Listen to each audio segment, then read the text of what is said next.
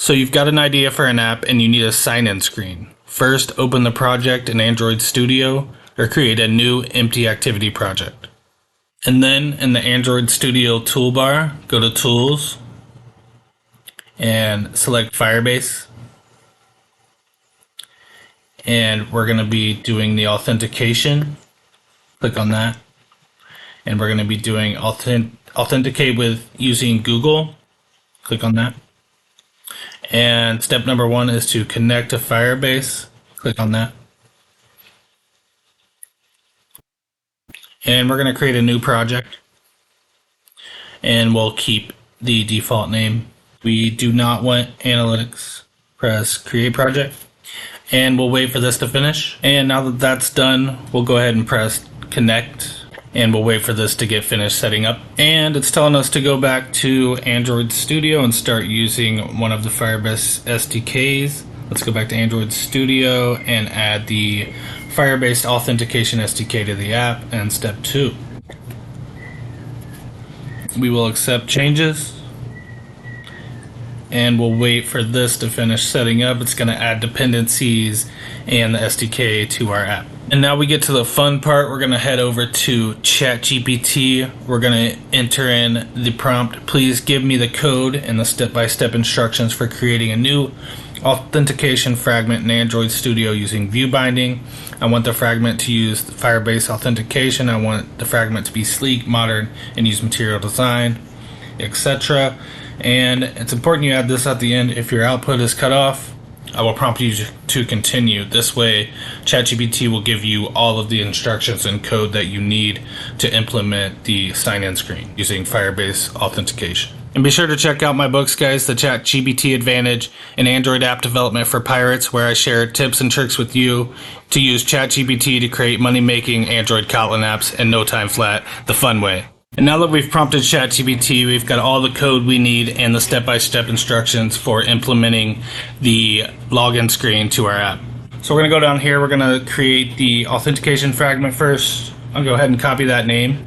Move over to Android Studio and right-click the root of the project here and go to New, Fragment, and select Fragment with View Model. And I'll name the fragment. I'll paste the name here. And that all looks good as the default, so I'll press finish.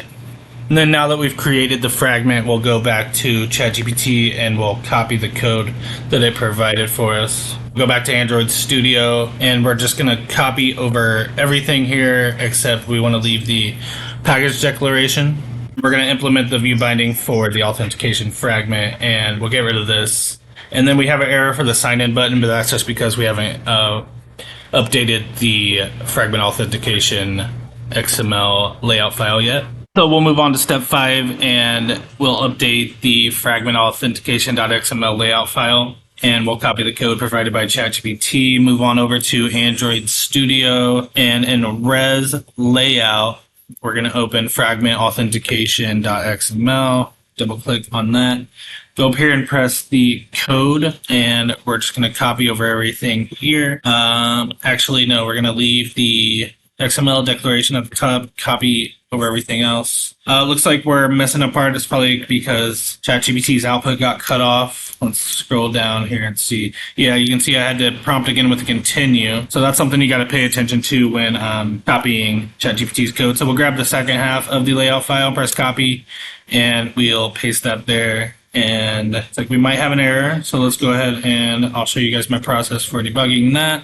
And it's just because we have 2 hints. That was because ChatGPT's output got cut off. We'll just erase that there. And then let's go to design, see what that's going to look like. And there we go. We have the username and email sign in. So that looks good. And when we set up the Firebase project, we actually use Google authentication.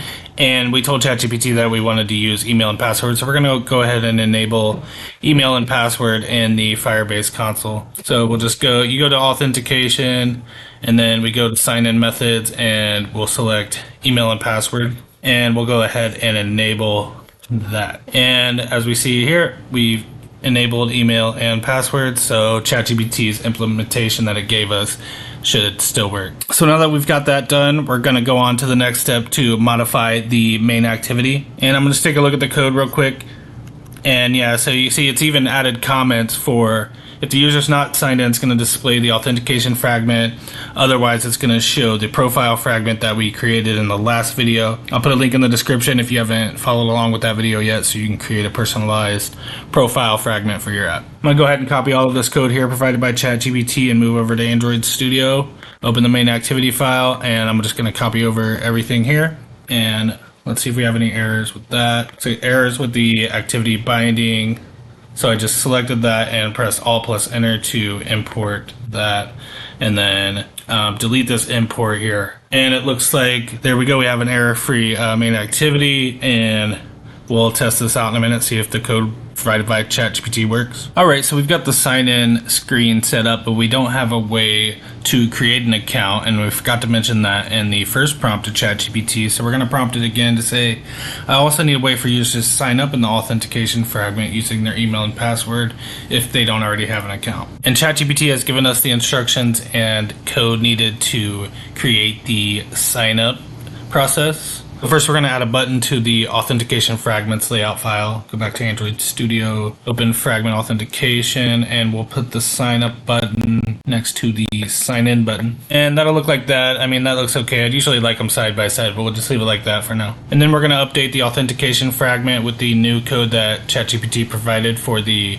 sign up process. Going to copy that code, go to Android Studio, go to the authentication fragment, and I'm going to copy over everything here, make sure we don't have any errors with that. And again, we just got to click on this and Alt plus Enter to import and get rid of this. And we should be good to go now. We're going to run the app in the emulator and test it out and see if we can sign up for an account and then sign in. And once signed in, we should be able to see our profile fragment that we created in the last video. All right, here goes, guys. Let's test it out together. I haven't tried this out yet, so let's see if it works, see if I'm able to sign up for an account. I'm going to enter my email and my password and press sign up. And there we go. After signing up, I'm taken to the profile fragment.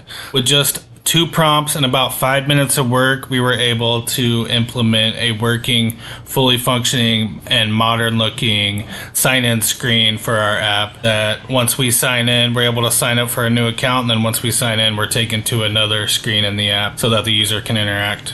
And that's advanced level stuff, guys. When I first started out coding, doing something like this would have taken me way longer, and that just shows you the power of ChatGPT and how easy it makes it to implement advanced level features into your apps. So I hope that you learned something from that video, guys, and saw just how easy it is to use ChatGPT to implement features into your app with just a couple of prompts and about 5 minutes of work, and we didn't even have to write any code ourselves. So be sure to check out the link in the description and get a copy of my books where I show you tips and tricks of how to use ChatGPT to create fully functional Android Kotlin apps. And I share with you my experience of how to monetize those apps and bring your app ideas to life to get them up on the Google Play Store and start making money as an Android app developer. Link in the description. Be sure to check it out. Pre-order the book, get 30% off. Appreciate it.